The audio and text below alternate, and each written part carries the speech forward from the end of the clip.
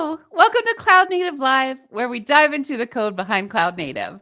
I'm your host today. My name is Whitney Lee, and I'm a CNCF ambassador. So every week we bring a new set of presenters here to the show to showcase how to work with cloud native technologies. We will build things. I hope we break things because that's how we learn. And we'll answer all your questions. So this week we have Justin Garrison with us to talk about Talos Linux for Kubernetes. Now, this is an official live stream of the CNCF, and as such, it's subject to the CNCF Code of Conduct. So what that basically means is be nice. Friends who are joining us live, will you please say hello in the chat? I think it's the coolest thing ever that we're a part of a global community. And as always, if you have any questions, please do bring them up in the chats. So the last thing I want to say before we get started is that KubeCon is right around the corner. So please sign up for that. It's in Europe. If you are near London around April 1st, come hang out with us at KubeCon. And I'll put a link in the chat for that right now. And then, Justin, thank you for your patience while I stole the show for a minute. Now I expect you to pick up the torch and teach us a ton. Will you introduce yourself, please? Yeah, I'm just saying, like, I will be in London. Awesome. My whole company will have a booth and everything, so we will be there. I'm nowhere close to London. I'm in Los Angeles, but we will be flying out, so I will see some people there. It's gonna be fun. Awesome. I'm Justin Garrison. I'm head of product at Sidero Labs. We are the creators of Talos Linux and a few other things. Talos is the project that kind of started the company and what we're doing, and it's just kind of a different approach to Linux, and that's why I wanted to jump on and talk about it. Super awesome. I'm so excited to learn. I know so little about this area. It's a very interesting time to be running Linux distros and trying to do anything with Linux because nobody cares. Nobody cares about Linux anymore, right? It's the thing that you're like, it's like we did that already. It's done. We're building on top of it. Yeah. Who cares anymore? Yeah. And it's really fun being in a place where it's like, this is a different approach of doing things and figuring out all the things people do with Linux and how to meet them where they're at with a new approach. So yeah, cool. it's been a lot of fun. Awesome. Are you ready for me to share your screen? Sure. We'll dive into that. Yeah, I mean, initially, I guess around Talos specifically, it was solved. It was created to solve the problem of running Linux and Kubernetes, and it's just like how do we make a Linux distro work better with Kubernetes? Because all of the ones at the time, especially even the last, Kubernetes has been around for 10 years now. What were your options, right? You have to get a Linux distro, do a bunch of stuff to it, and then kind of add some containers to it, and then it was an orchestrator, right? And you can share my screen. I actually have a picture. Does anyone know why we have SSH? Like, why does SSH exist? I don't see any comments, and I know we have a delay for it too. But I love seeing if someone has ideas. Just like why is this even a thing? SSH stands for secure shell, so maybe there's some clues there. And what was everyone using before a secure shell? I guess an insecure shell. An insecure shell, right? They would telnet to a port, and you just you telnet, and it's just everything's in the clear. There's no passwords or anything. Like, you open up a TTY on a machine, and you would connect to it.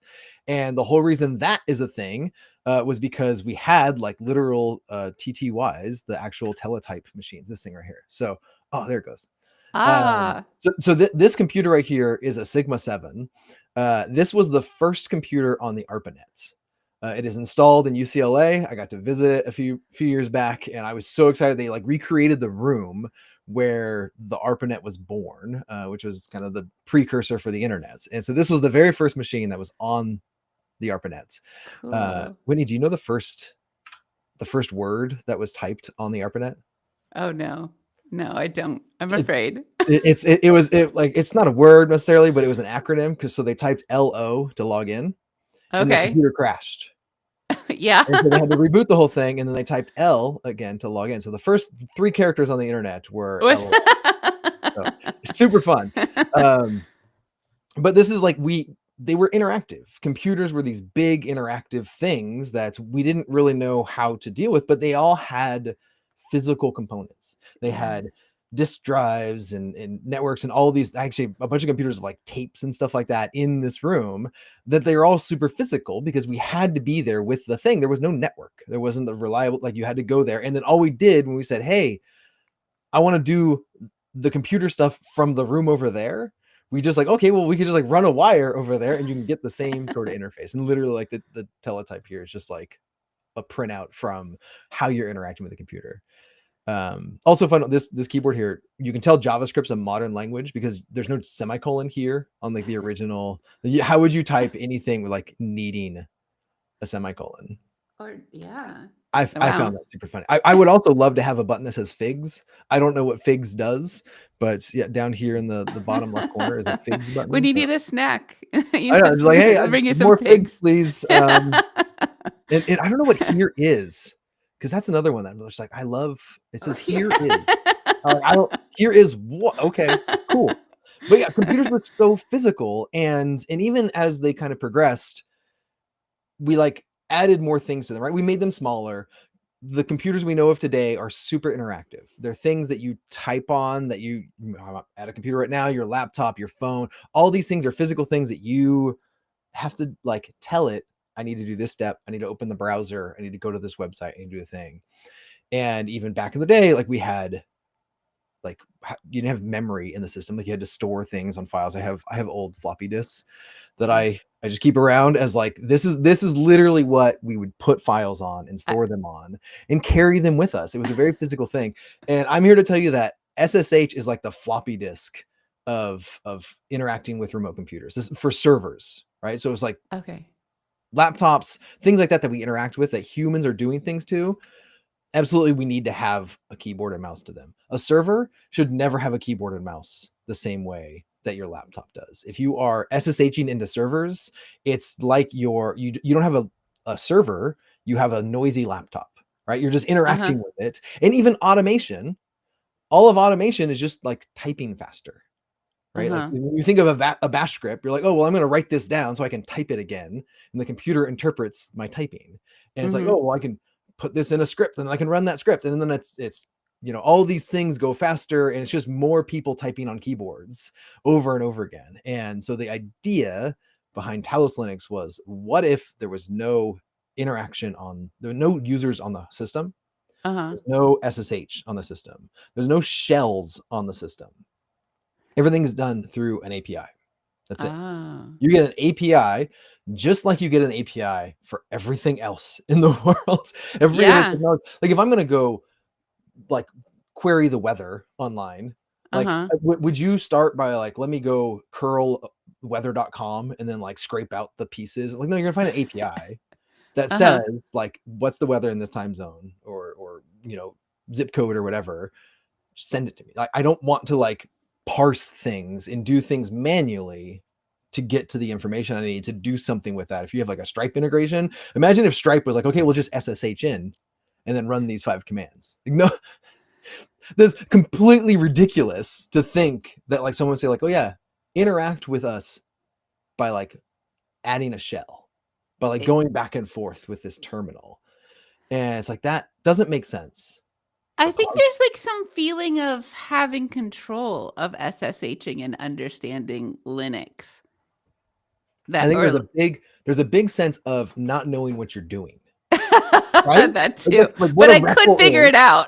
Yeah, and like I love Python for the REPL. Like when I first started writing Go, I'm like, I hate this thing because I can't go back and forth with it. I can't like fail one line and just keep going back. Like, I had to like edit the line, compile, run. That feedback loop was harder than the REPL, where I'm like, hey, for the longest time in Python, I would just start a REPL. I would do the thing that I need. I'm like, I'm going to get this answer. I need to do this thing. And then I would just type history and I would copy and paste all the history out, put that in the script. And I'm like, okay, now I'm going to remove the lines that didn't work. Right. And like, that's figuring it out. And for a lot of servers, people are still figuring it out. Absolutely. Especially if you're not used to Linux or something, you have to figure some things out. Yeah. One of the things that an API does is it figures out a lot of things for you. Right? Like the Stripe API, I don't care what operating system it runs on. I don't care all of the things that I can't do. I only care about a subset of small things that I can do with the API. And a big problem of Linux is like there are thousands and thousands of things you can do without knowing what 90% of them do. Without needing to know. Without needing to know, right? Like, Yeah. you're there for one purpose, and you want a single purpose thing. And so a lot of people take a general purpose Linux distro, and then they like start removing stuff. Like, I don't need that. I don't need that. I don't need that. And sometimes they break it. Oftentimes they'll break it. But at the end of the day, they're going to run Packer. I'm going to like package up this Linux distro into a thing that I can reuse that's like my purpose thing for that. And Talos starts the other way, where we actually build everything from scratch. If you ever heard of the Linux from scratch project, you go through and you literally compile the Linux kernel from scratch. And you're like, I'm going to get a booting running system from literally just code, like no packages, no bits that are given. Like, I have to do everything for myself. Talos does that. And we say, hey, what is the actual smallest amount of stuff that we could have in a Linux system that can run containers and run Kubernetes? By doing it the other way, by instead of taking a big thing and trying to trim it down, by starting from scratch, Talos, how many binaries do you think are on like a general like Ubuntu system? Just wild guess. Like how many, if you counted all the binaries? Hundreds? There's a few thousand in most. Yeah. Yeah. There's between 2,000 and 3,000 between most Linux distros. Okay. Talos Linux 1.7 had 11 binaries. Whoa. 11. You just don't need 99% of it. Yeah. For Kubernetes. And granted, I need to update the blog post that I wrote for that, because we had 11 and 1.7. I think we're up to 20 now. And I feel like we expanded by 100%. I'm like, we're out of control. We have 20 binaries. We added a bunch of features, right? We added SC Linux, and we added some better like network storage device drivers and stuff like that. So we added some things into it. They're like, hey, this needs to be here. We can't do some of these things through API, or we don't want to recreate this stuff. I can see how there's performance that gives you performance. I could also see how that gives you security, because whatever nefarious use is. What else? What are some other reasons you want to have as minimal as possible? The absolute best thing for me is maintenance. Maintenance.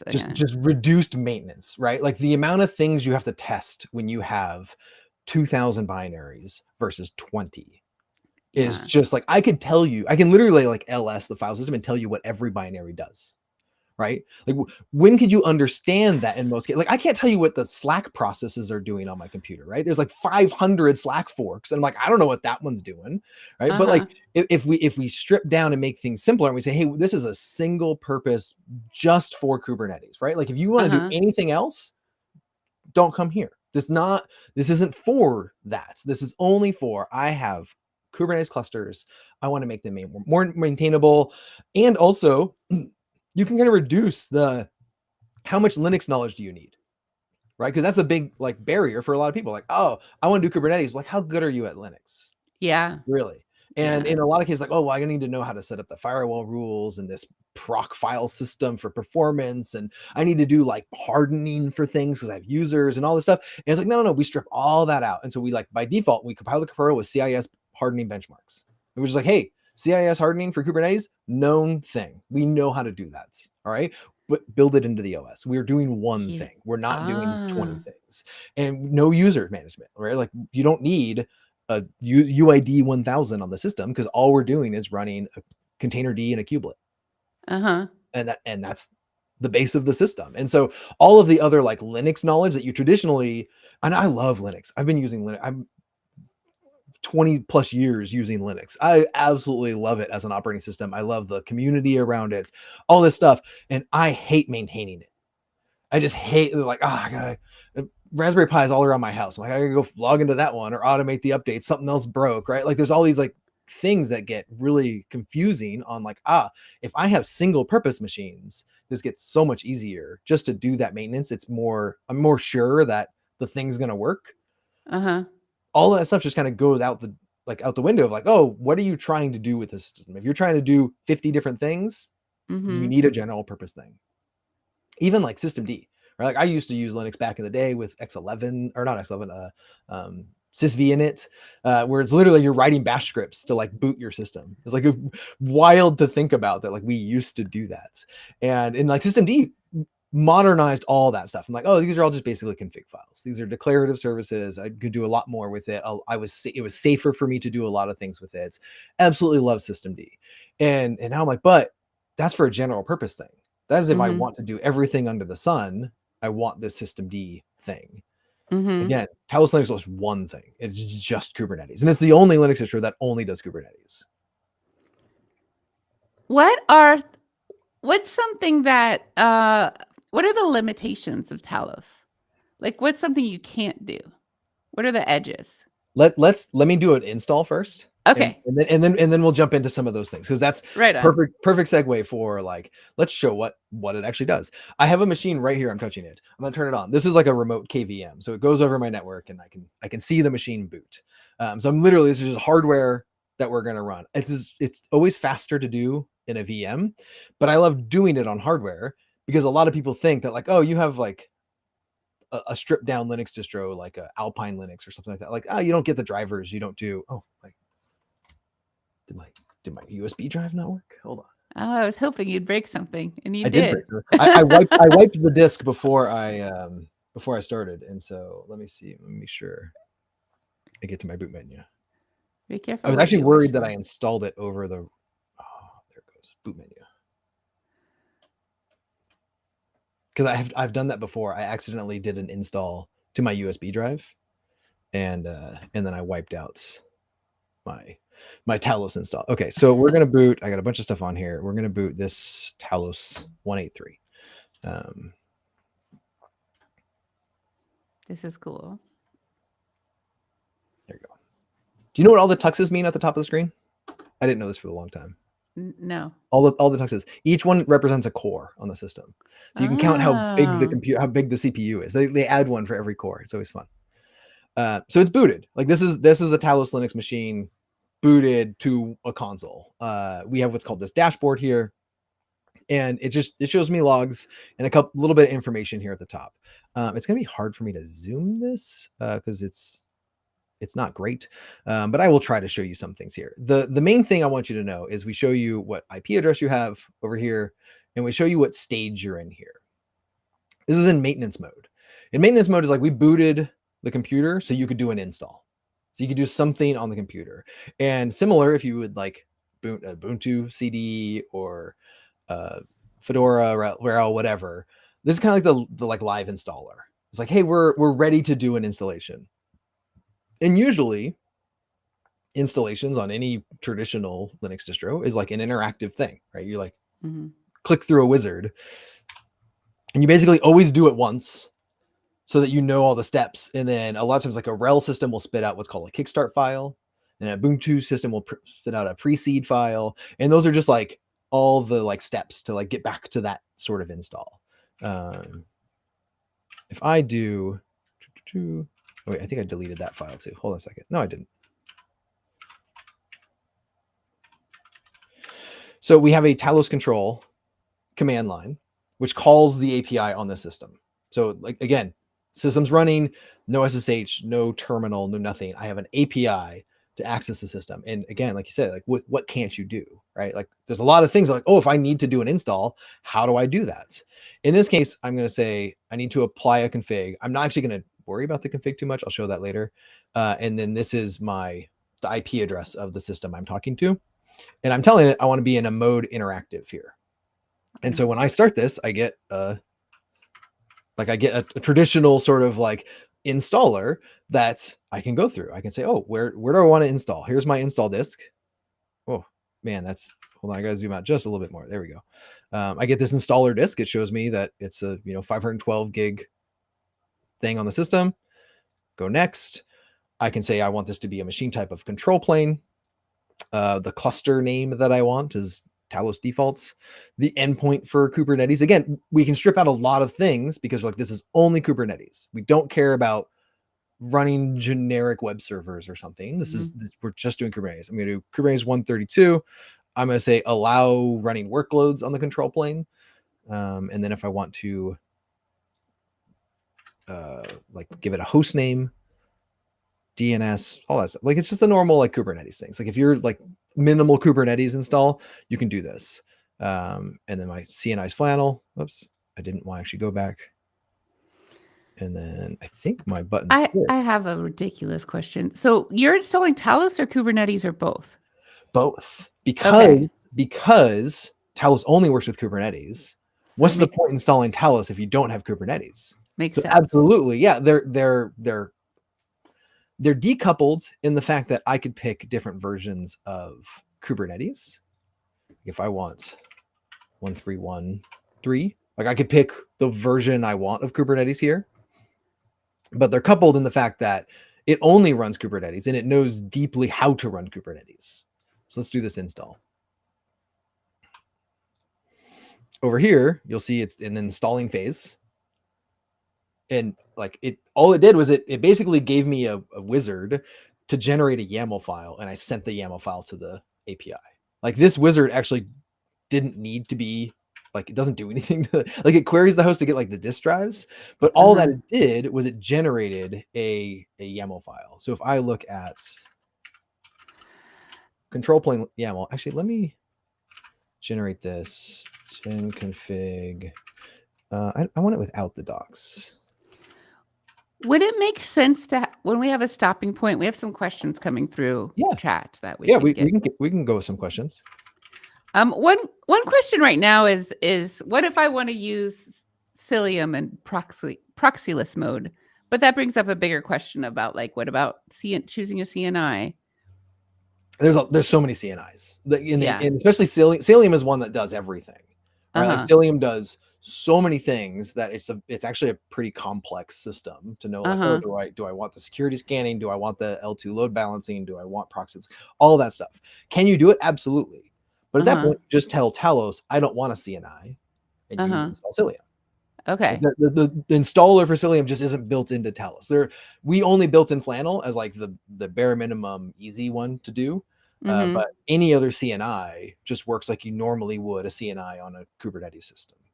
Cool. What other opinions are in there? Like a container runtime opinion, for example. Let me type this 643. I'm going to generate one more config. There we go. Container D. It's just we only do container D. It's one of those low level things where when Talos starts, it has an init system, which would normally be like your system D. It has a binary that runs the API, and it also runs that dashboard. And then it forks out and it runs container D and the kubelet. And that's it. And everything else, if I go back to, oh, see, look, it might, oh, what? Okay, let's do it this other way. Hold on. Something happened there with my disk drive. I also messed up this computer a while back, and I didn't realize that. I tried to enable secure boot, and HP doesn't support, this one has a GPU in it. HP doesn't support secure boot with a GPU, so I don't know if I reset all my BIOS settings the way they're supposed to work for like booting. No, come on. I think I hit the wrong F key. The wrong F key? What's your keyboard look like? It's F9 or F10, and I don't remember. I saw the other question. What was that one? This one is about other operating systems. How does it compare to like Flatcar, for example? Yeah. Flatcar and CoreOS are known as container optimized. They're not Kubernetes. So if you want to, if you get SSH, you SSH to the host, you do a bunch of querying, you do things that you normally would do for like a Linux system. You just happen to do it in a like a read-only fashion. Like a lot of the file systems read-only. Talos does the same thing. Where it's like, oh yeah, you don't need to write to any of this stuff because almost all of it's ephemeral. But it's still general purpose enough that's like, oh, you can run a generic web server, right? Like the container is a package manager, and you can just run any container you want. To the point of you can run containers, like the way they give you like extra access is through like the Flatcar and CoreOS toolbox, which just like runs a container and it gives you Ubuntu. You're like, oh, I can just run whatever I want now with the host file system mounted, and I can do some stuff to it. So that's like, it's like an escape hatch to say like, hey, I want to be able to do some stuff. I want to debug some things. I'll show you debugging with Talos in just a minute once I get it installed. We can also do this. We can do the same like installer steps that I did. Uh-huh. We can do just directly through the non-interactive. Like I don't need to do Okay. it interactive. Because you said the interactive was just generating a YAML anyway. Yeah. So let me you have double that check, YAML and I'm going to presumably. query get disks to node, and it's IP. It's there.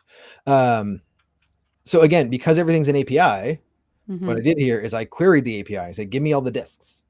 Tell me what hard drives you have installed. And I told it the IP address for where the API is. I also told it insecure, the -I says like, don't send any certificates because I don't trust this machine. Like in maintenance mode, there's no certificates between me. Like we have no common trust to say like, this is authenticated API or anything. So I'll say, like, oh, maintenance mode, insecurely, go talk to that. Give me the VIP. There's actually a question in the chat right now that's like, it would be nice to know how the attestation and trust bootstrapping process works for Talos. In maintenance mode, with vanilla Talos, there is no trust. We just do everything insecurely. As soon as I apply a config, I have 3 files here, control plane, Talos config, and worker. And if I look in control plane, I have my certificates.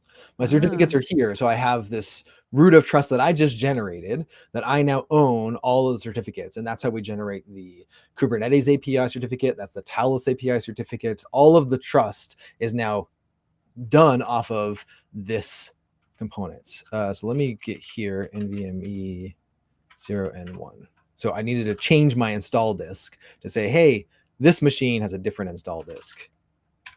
If I also look at Talos config, I see I have those certificates. So like I generated all this stuff. Like it's not actually hard to do these things anymore. It's hard for people to know how to do these things. It is not hard for computers to do these things. And so now I should be able to apply control plane. Again, I'm going to do this insecurely because I don't trust it yet. It doesn't trust me, but I'm going to tell it to trust me. And we're going to go to apply the config. We just created it. Send it there. Now I should go back here. Now it's installing. I pulled out my USB drive so I don't install the wrong place. So we have another question that's relevant to what just happened. So you needed to pass in your IP address. So Ophir's asking, do you need access to hypervisor KVM in order to provide the HCP or the IP address to be able to provision Talos? You need access on the network. Like if everything is an API, the only way we call APIs is over the network. So we have to have some network interface to it. And in Talos, if I go, if I push F2 here, we have different panes of the dashboard here. So like this is the performance pane. We can see here's literally all the processes running on this. 1, 2, 3, 4, 5, 6, 7, 8, 9, 10, 11 processes running. And it's, containerd, run cshim, trust D is for our certificates that we do inside the cluster. The init binary is actually the same binary running twice because it runs this dashboard and the API, the kubelet, right? Like we can literally tell you what everything does because it's just so simple. Yeah. There was like, actually, it's not complicated. We can make this a smaller system to understand what's going on. Cool. The third pane here is my network config. If I need to do like interactively set host name or IP address or something like that. Like if you don't have DHCP, you can configure those things either through like initial config, like we do support Cloud Init. So if you have a hypervisor and you're feeding a file and say, oh, you get static IP addresses, whatever. You can get that from your cloud provider, on-prem, whatever. I like doing it on hardware because I just think that the hardware side of it shows all of the VM stuff kind of dumb down the hardware. Where hardware is hard. Hardware has so many variations and so many things that can fail and so many things that are just different that when you go to a VM, you're like, oh, actually the VM only ever has one disk. It only ever has one network connector. Adapter. It only ever has like, we control that stuff so tightly that we know how that works. So here's another question. So it's so simple, but then the question is, but isn't it meant for production? How can those two things go hand in hand? Yeah, absolutely. Like that's the amazing thing of it. It's just like, hey, like does production have to be complex? Does production have to have SSH? Like we don't want anyone SSHing to production and then we install it on, it's available on all the boxes, right? It's like this thing that exists. Before this next step is going to take like 2 minutes. Let me show you. Right now I'm in a booting stage. I don't know if you can read it in the top. I know it's small. The thing that I did was I installed Talos to the disk, and now it says, hey, I'm ready for things to start happening. If you read in the logs, etcd is waiting to join the cluster is what this says right here. And so we do that. We have to wait because etcd is a distributed database, and if you don't have the database distributed, like you don't know which members are coming in. You don't know how to bootstrap. So we have to like do a little bit of coordination here and say like, hey, this is the only system that's going to have anything on it. So I will bootstrap it. Let me do one other thing real fast. I'm going to do config endpoint is IP, just so I don't have to type this over and again. And my node, just so I have a single node cluster. Now I don't have to type the IP address every time. And I will export my Talos config. So I don't have to type which Talos config. So now if I do git disks, endpoint's wrong. Oh, look at that. It didn't work. Oh, because I didn't export it ahead of time. Hold on. I should have exported first and then set those things. Now I can see it. Okay. And now this is going securely, right? Like the thing I have in this Talos config is I have my certificates.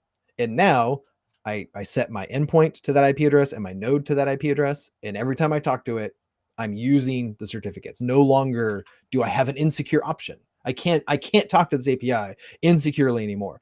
Again, usually if you go to Stripe, you go sign up for an account, you get a key for the API or whatever, and that's how they know, oh, this is who you are. This is, people leak their AWS keys all the time, and it's just like, oh, this is how you authenticated. You have these keys. In this case, we're just doing certificates, just like Kubernetes, right? Kubernetes create a cluster, and then you say like, I have to have a certificate to go talk to that API. So the thing I want to do here is bootstrap. And again, if it's a little confusing, right? We're in a booting mode. If you read in the logs, it says it needs to be bootstrapped. I just need to tell etcd, create a database now. Like you have to go through and do the rest of it before Kubernetes will even start. So it's going through, it's doing that. One fun thing too, again, it's all an API. Everything is an API. I can do Talos dashboard and I get the same dashboard. Like I can just send the information. The bits can go over the network. I don't have to have this local console to do it. I can get the dashboard from somewhere else. Cool. Like all that stuff just works. Again, now you can see, actually read it probably. And then because I know we mentioned, are we installing Kubernetes? Are we doing Talos? They're one and the same. When you install Talos, you're basically getting a Kubernetes cluster. We can run health, and that actually gives us like all of the health information about Kubernetes and Talos that we need. Like we know, again, if we're only doing one thing, we know how to run Kubernetes in the proper way, or we know how to upgrade it in a certain way. We know that etcd needs quorum before we start the API server, all that stuff. So in this case, we're waiting for it to do an install. And it's trying to get... I'm wondering if I messed up something because I'd done this install twice without regenerating secrets. Do you want to answer more questions while we're waiting? Why pick flannel over calico as the default? Because it's simple. I mean, calico is fairly simple too. Like there's a lot of CNI opinions, and flannel's been around for a very long time, and it does very simple things easily. And we actually wanted something with like minimal config, because we don't want people to have to go back to like, I need a config file to do this thing. We wanted it to have like as much in the API as possible.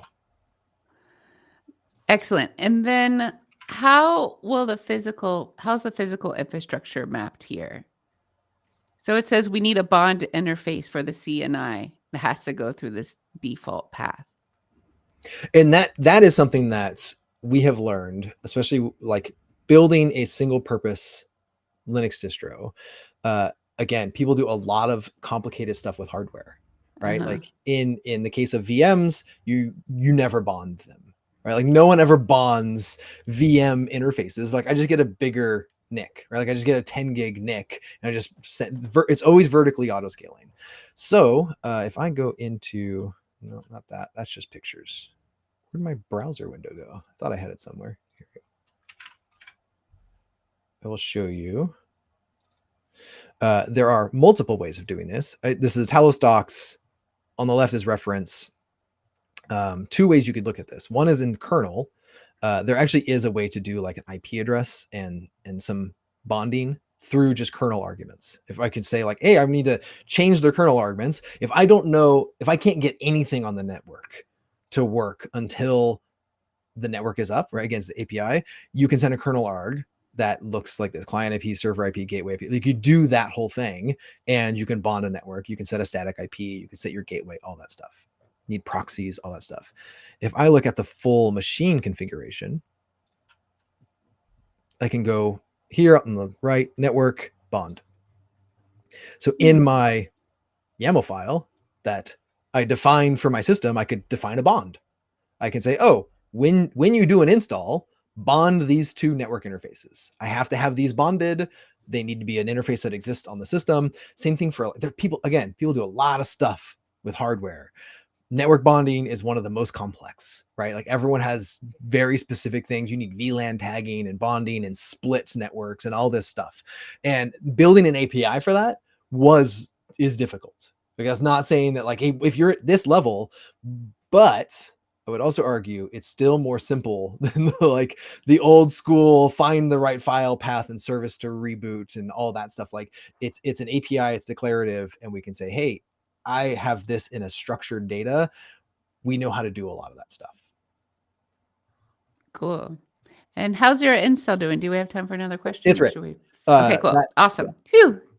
I did not mess it up by doing an install 3 times this morning. But again, this is the dashboard. It came up again. This is a control plane node. So it shows me API server, controller manager, all that stuff's healthy. I'm in a ready state. It didn't, you can see down here where it actually deployed the CNI, right? Like Flannel got installed. It does that by default. So if I look back at the system, I can do kubeconfig. Because again, all secrets are generated from those private certificates. So I need to get my kubeconfig from this server. So I need local path is kube. And I think that's it. Yeah. So now I have a kubeconfig. There we go. Another cool thing that I think is really cool. I worked on EKS for 4 years, and I always hated that like all of the control plane components were just invisible black boxes to me. Like if I want server logs, like API server logs, I can logs kube system. I can just get them.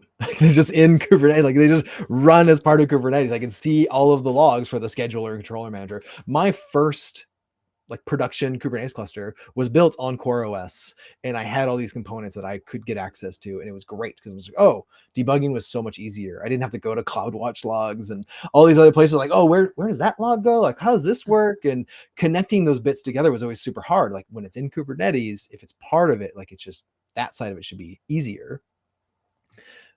But again, we don't always, not everything is there, right? There is this boundary between the Linux OS and the Kubernetes pieces. Yeah. And that's where the debugging, I know there was a question about debugging earlier.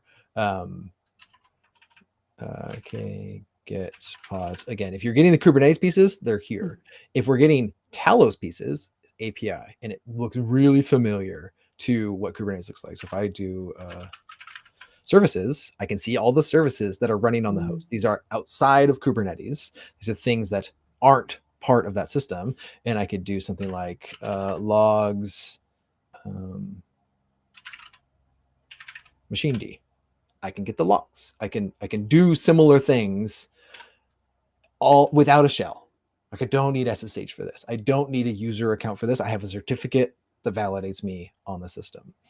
And it's intuitive if you're used to using kube control. Yeah. Right. And again, yeah, if you're used to, so even like the get command here, we can get a lot of things are resources. Not everything is, but a lot of things are resources. So if I do RD for the resource definitions, here's all of the things on the Talos machine that I can get from it.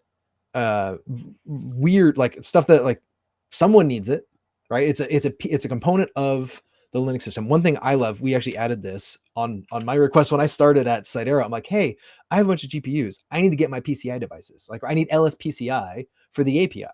Like, oh, we already have the data. We just didn't expose it. So now I can get PCI devices. There's all my PCI. That's LSPCI, but it's structured, right? Like I'm not like, it's not this weird, like I'm not awking this thing to try to get something out of it. So I can see, where is this one? Oh, did I no, there's the NVIDIA card. So like, here's my NVIDIA display adapter, right? Get PCI devices. There it is. That's I have a Quadro P1000, you know, like I can see this stuff on the host without looking at dev, without looking at without doing the things with pretty intuitive commands. Yeah. It's very muscle memory. Again, I've been doing this for over 20 years. I know how the Linux system works, but I still have to Google that one. Or like I still have to, like, oh, it's not discoverable. I know roughly where it's at, but with an API, it makes that side of it just so much easier. That's awesome. The other thing that I really love that I think to me showed me that APIs were the future for Linux was pieces that we, again, usually do for like, I have to go on the box and I have to get this TCP dump. Like I need some interactive information, and the only way possible to get that information is over SSH. And they're like, well, no, we have a TCP dump endpoint. You can just Talos control TCP dump. Oh, which one did I miss?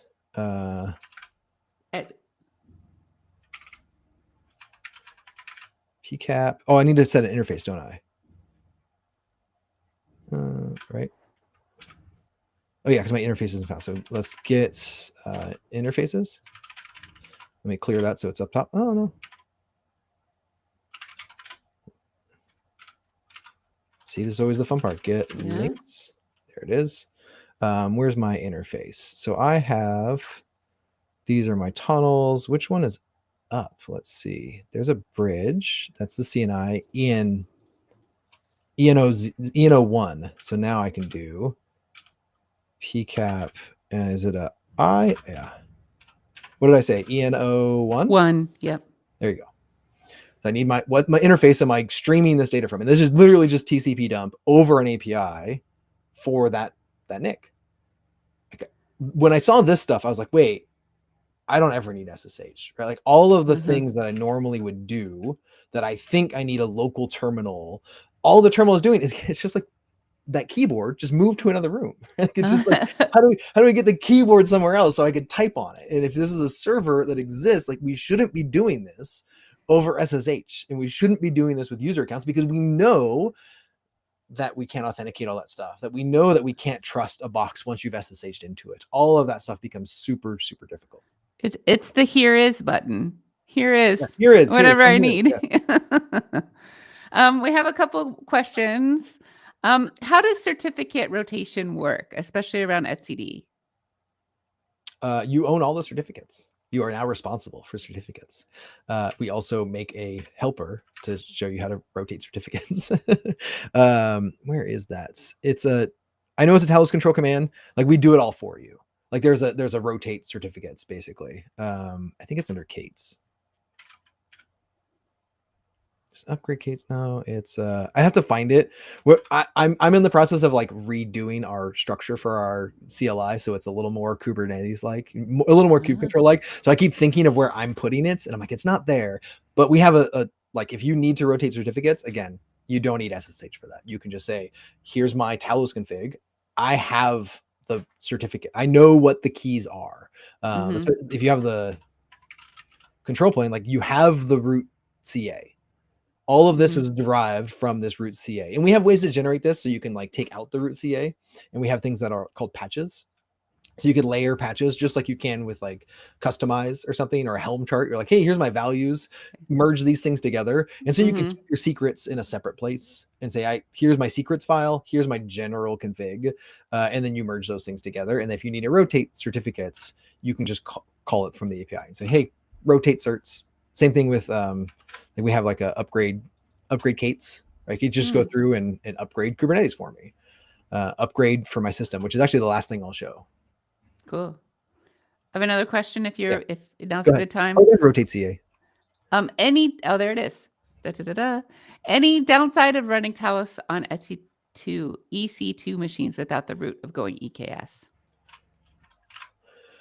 I don't know if I completely understand the question. I think that, like, is this a EKS versus Talos question? Is how I'm interpreting it. And again, like if you are used to EKS and if you are used to having a managed service for all of this, then that's the route you should go. Right? Like EKS is a managed service. It is a proprietary implementation of Kubernetes. There's nothing open source about EKS. Right? I've seen the back end of it. It is not, nothing about it is open source, right? Like the bits that run on top of it happens to deploy a Kubernetes API, just like if you deploy an Ubuntu server on EC2, EC2 is proprietary.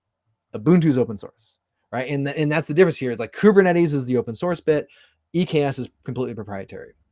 That also means AWS is in charge of how you do upgrades, when you do upgrades, what network configs you can have. You do not get access to do any API server flags on EKS. Right? Like if you need to change anything about the control plane, you can't.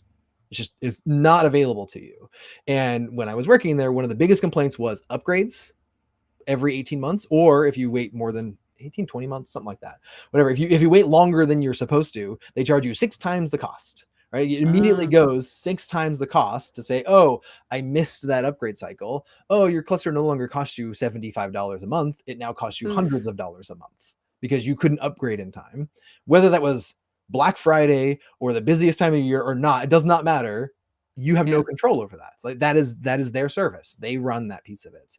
Talos, I'm not saying it's easier than EKS. I'm saying it dumbs down a lot of things that you have to know. We have plenty of people that run Talos in AWS on EC2, multiple clouds. They all love it for the fact that they have more control and they get the responsibility of upgrading when they need to, when they can, right? Like that side of it, it makes it more in your control. It makes it more your job to figure out how to do those things, right? Like you are now responsible for an etcd database.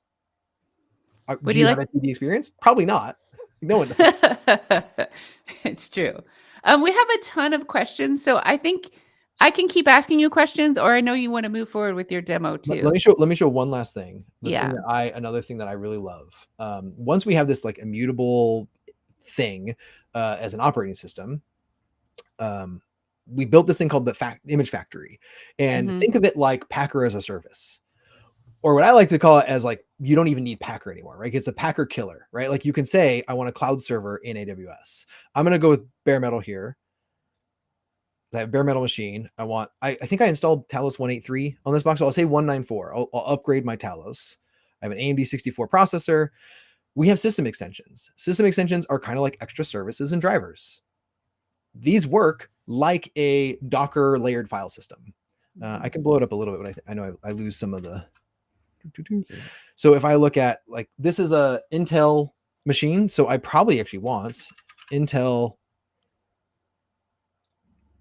i9-15 is like one of their drivers in Intel Ucode. This helps my CPU go into lower states of performance. So I'm just going to like add those two things as firmware for my processor. I click next. If I want to customize the console, I can. Again, like args for like the console output, network bonding, all that stuff. And this is it. I have a schematic that is stable from version to version of Talos. So if I wanted 183, I could use the same schematic on 183 and I get these two extensions. I'm going to go ahead and do a factory installation here for an upgrade. No, that's the initial. Wait, is it different? I think it's the same. Yeah, this is still the same installer. So I have the schematic here and my version. It's just a container image, right? Like we just compile that on demand. And so I can say upgrade. I think it's I for image. Yeah. I'm gonna say I'm gonna reboot for do a full power cycle. We do kexec by default, which is like a fancy way of like booting from one kernel to another without rebooting. This particular hardware sometimes has weird bugs with that. It's always fun hardware. So if I do that, I actually want to let me just throw that there, and you should be able to see it do the whole thing. If I do it right. What did I miss? Apparently that didn't work. Reboot mode M. I'm gonna take it out. We'll see if it works. Boop. There we go. So this is downloading that installer. It's validating it from the image factory. It's just a different, like you can just upgrade my version of Talos. Again, Kubernetes is staying the same. I did not tell it to change the Kubernetes version. I said, which is on 132. But if I see it,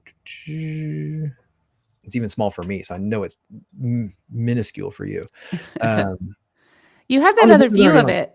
Yeah. This is on 194. So when I generated my new config, I forgot to tell it 183. So it is on 194, but it's still going to do an upgrade and install those two extensions. It's going to give me those two drivers. And this is the same way you do like a GPU driver. This is the same way you do for like, we have Tailscale as an extension. We have all these services and things. Oops, go forward one more time. People use it for like Btrfs. There's a bunch of stuff in here. Cloudflare D, the different runtimes, like for like Wasm, you can just like layer it in there, right? It's just like, oh, this is a container D plugin. I can get Wasm as an extension. I didn't have to like compile and configure and do it. We know how the file system's laid out. We know that it's only being used with Kubernetes. It's again, it's if you simplify the system, it is so much easier to modify the system. If I want a gvisor, just check a box, right? And deploy that image, and that's it. Amazing. Are you ready for more questions? Yeah. I think some of these you got in course, but here we go. Following up on the rotating certificate question in etcd, is it possible for the Talos OS to dynamically handle certs? And what's the default expiration? I don't remember the default expiration. I want to say it's a year or two, but it does. I wouldn't say dynamically, but it does handle certificate rotation. So it's not like something that you are manually like setting up alerts for like my cert's going to expire, right? Like you should be upgrading your systems at some cadence, right? Like if you're not touching a Kubernetes cluster for 2 years and not doing any maintenance on it, you're probably in for a bad time, whether you're running Talos or not. This is just a fact of like, these things need some care and feeding to maintain them. I think that box rebooted. Yeah, it did. And then you may have just answered both of these very recently, but I'm going to ask you anyway. Is this, you just showed how upgrades work when you showed also the extensions, or is that a different? Yeah, that was an upgrade. Okay. It was the same process. And I just queried my get extensions. I queried my extensions, and I have those two extensions now on the box, right? Like before I didn't have those, but I can see like what schematic I was using, and then I can do that. But literally, if you change Talos versions, the exact same process applies. You just, and Kubernetes versions? Kubernetes versions, it will replace the containers, because again, Kubernetes is running on top of Talos still. So it does those things in the way Kubernetes documents to do. Right? It's like, oh, we know we want to do the control plane first, and then we're going to do the worker nodes, and then we're going to do that in this cycle, and we're going to rotate them out one by one, and we're going to do this one version at a time. Yeah. In Kubernetes upgrades, we don't actually have to do a full Talos reboot, because all the Kubernetes components just run as containers. Cool. And then are reboots coordinated, like with Cured? They are not. They are. Yes and no. So they are, because if you're running Talos control, you are the coordinator, right? Like just like if you're doing SSH, like your command, if I do a Talos upgrade, it's going to try to go through an upgrade process. If I had 5 machines, it would try to go one by one, because again, this is just built into the system that we should do this, but it's my local command line is the coordinator, right? You do need something else that coordinates a bunch of. If I have a 50 node cluster, this would suck for me. It's like my local terminal waiting for all 50 machines. So we have a product called Omni, which is like the coordinator for Kubernetes clusters, and that's where we put that logic, because some things you can't put inside the system. Some things are not part of Linux. They should never be part of Linux. They have to have some outside thing to make sure that it's available and how that stuff stays up. And so we try to keep a clear line of like where those things should go. In this case, if I'm running Talos control, I am the thing outside of Talos. My shell is literally the, like, I'm running this process, because then you don't know if there's network disconnects, if a server goes down, all that stuff. Like how do we handle that stuff? Like something outside of the OS doesn't know if it's isolated on an island or it's the whole cluster. Right on. Do you have time for a couple more questions right now? Okay. What's the minimum hardware needed to run Talos? So one of the really cool things, you can actually like Talos cluster create. I can run it in Docker. Because it's an API, I can run the OS, the init system inside of Docker, and I generate a cluster just like Kind would, just like something else that does like a local Kubernetes cluster. But we run the actual like machine API to run it for you, so you can query the machine. You can play with it, right? You can say like, oh, how does this work? It doesn't do everything because Docker doesn't have extra disk mounts. It doesn't have network bonding. It doesn't do you can't reboot a container, or like all that stuff that a machine normally would. It doesn't do. But for like general, like, oh, I can play with the API. I can query the API. I can run some containers. I can create a cluster. Perfect. We support a bunch of small board computers, SBCs like Raspberry Pis. Bunch of people love it for that. Mhm. It doesn't work on like the Raspberry Pi 3, which was like 2 gigs of RAM and ancient CPU. Our minimum's a 4 for that, but we have a bunch of SBCs. That's actually part of the factory. If you're in here, you can go single board computer, Mhm. and you can just like select which board you want. And we do this through another project called U-Boot, which kind of gives us that layer of like make these look the same. But if you have any of these SBCs, you can play with it. You can totally install it. It's usually for a control plane in Kubernetes, you probably want around 4 gigs of RAM, like as the minimum. And you might have a bad time if that's your minimum. But in general, the thing I like is it scales both directions. It scales down really well into Docker containers, and it scales up really well to big iron machines. By the way, Sidero, the company, is Greek, the Greek word for iron. Ah. And that's like the whole, like, if you know that, like, I didn't know that before I joined. I was like, wait, it means iron in Greek. Oh, it makes perfect sense now. It's Kubernetes and it's bare metal, and like that's the ideal place for it. Cool. I think there's one more question for now, at least, and that is any great simple way of getting metrics out of etcd, or maybe a expanded question of does it help with observability at all? etcd does have endpoints to query for like, hey, I need this like metrics, right? Like you can expose the metrics of etcd from the host. That is possible, because again, you own the entire thing. You can open a port, you can scrape it if you have Prometheus or something like that. If I have something like, did that upgrade? I think it did. Okay. I have all the logs, right? Like I can see the logs from etcd. It's not a black box for me anymore. It's not a hidden behind a service or something like that. So like you do have more access to the things because they're available to you. etcd doesn't run inside of Kubernetes. Like it's still like an outside, like, hey, this is a database. Maybe we don't want that there, but you do have access to the endpoints. It's your box. You can set up firewalls or query it, whatever you want to do. So it's not doing that by default because we don't know how you're monitoring, right? If you run a Datadog agent, that'll query etcd for metrics, right? Like that's going to get those for you. We're not hiding those things anyway. We're just not exposing them by default because you usually don't want to expose etcd by default if you don't know how it's going to be used. Exactly. This is definitely you've been talking about. Is there a way to make it easier to interact with hosts? So we're an API. We don't have to SSH. Is there any world ever where you want to SSH even though you have APIs access available? There are still cases where we don't either have an API endpoint for something you're trying to do, or there's just like, I just need some other, like, so we have a bunch of stuff. If you look at Talos control, like you could list, let's see, there's my file system, right? Like I can list the directory. I can do stuff like this to, like, we have API endpoints that are doing that. But I also sometimes want like, where's this one? Let's see. I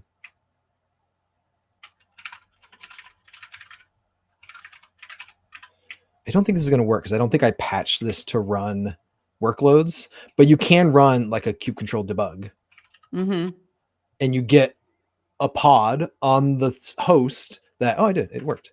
So if I look at host, that's my file system, right? I went, instead of SSH, I kube controlled through the Kubernetes API. I got a container running on that system and it mounts my host. I can do, and it's in the host namespaces. A debug container can do that for you. So this works in I have Kubernetes running. I need to see what's going on. It does not work in a pre-Kubernetes running environment where before Kubernetes runs, that is like a no man's land of like, how are we debugging some of these things if we don't have the APIs for it? Those are things that we love hearing from people. this broke for me in this way. Here's how I got here. We're either going to fix that on the system level, or we're going to enable an API or some way for you to do that debugging. We have a question that I want to springboard into another question. Is it like Rancher OS? So we talked already up top about how Talos is different from a container optimized system. But can you tell me about why would you choose them instead of Talos? Usually people, so Rancher OS specifically, Talos is Uh-huh. different because it's not deprecated. Rancher OS is deprecated. Oh, there you go. I wouldn't use that one. But also, like Darren, the creator of K3S and Rancher OS, like he has publicly said that like if he was a better programmer, he would have built Talos. Okay, Like cool. like he's like, that is the perfect system for Kubernetes. Like he has said that on X or whatever. And like multiple ways, like, yeah, that makes a lot of sense. Cause like a lot of times Rancher OS and a lot of these containerized OSs, again, they try to strip down a big thing. Uh-huh. Flatcar, not Fedora CoreOS, but Flatcar is based on Gen 2. So it is a from scratch distro, but it was like, oh, let's just take out the package manager. Let's make the file system read only and take out the package manager, and we build in etcd. It's like the basics of that thing. And they're like, oh, this is good enough for people to do a lot of things. They had a different goal. The goal of CoreOS and Flatcar Linux from then was to secure the internet. And like, how do we secure the internet? Automatic upgrades. We need like literally that was the whole goal behind CoreOS, was like, we just want people to upgrade their servers more often, and that'll protect the internets. And that was why they built it that way. Like this wasn't a Kubernetes thing. This wasn't like, hey, well, let's take out the package manager, let's containerize some of the stuff, and we just want it safe to do OS upgrades. And if we don't taint the file system and we don't have a package manager, that's how we can do that. And so CoreOS was built with a very different goal in mind before Kubernetes existed. And Cloud Init and all these things kind of came in. They're like, if you run Kubernetes on top of a CoreOS system, it's like a 40-line Cloud Init file, and it's bash. Like it literally like execs out to bash. It's like you're automating, you're typing faster. You're not declaring something. You're not, the best part about automation is the automation that doesn't exist. And Talos has a bunch of automation that doesn't exist, right? We don't go to Kubernetes and say, I want a deployment, and then in my bash script say, now give me 3 pods, give me a replica set, now give me 3. No, the controllers do that. It's not automation, it's autonomous. And if we make the systems more autonomous and not have to do faster typing, it eliminates a bunch of maintenance. It eliminates a bunch of stuff that can break. How many Jenkins pipelines have you worked on that broke? They're just like, oh, like that thing didn't call the thing right because the version changed, or this API, the IP address is different, or whatever, right? Like all these automations make so many assumptions versus autonomous systems that are declarative. Kubernetes is great at that. And we're just like, hey, we can do that at the OS level. Like literally all of Talos has controllers that do similar things to Kubernetes. We accept in a declarative API. We have some interactive API endpoints for debugging and stuff, but for the configuration, it's just one file you can declare and it does the thing. Right on. We're past the top of the hour. Did you have any more of your demo that we didn't? That's good. You're good. I'm good. Okay. Anyone wants to try it, again, talos.dev, you can run it locally. We have a community Slack. People jump in there all the time. Feel free to, I'm pretty public on LinkedIn and Blue Sky and whatnot, so people can reach out if they have questions. But we will be at KubeCon in London. Come find our booth. Come talk to us. I think we'll have socks if you want to. If your feet are cold, you know where to go. I don't know what the weather's like. Well, this was super awesome. I'm going to read a closing script, but people know where to go if they have more questions. Thanks so much to the chat for being freaking amazing and engaging so much. Appreciate you all. And thanks to Justin for being absolutely awesome and teaching us about Talos. Thank you also for breaking stuff, just like I promised up top. You kept me truthful. I really loved y'all. So here at Cloud Native Live, we bring you the latest in Cloud Native code on Tuesdays and Wednesdays at this time. You're here, so you know what time it is. Thank you for joining. Thanks to those who watched the recording. Please come to KubeCon. I'll see you there too.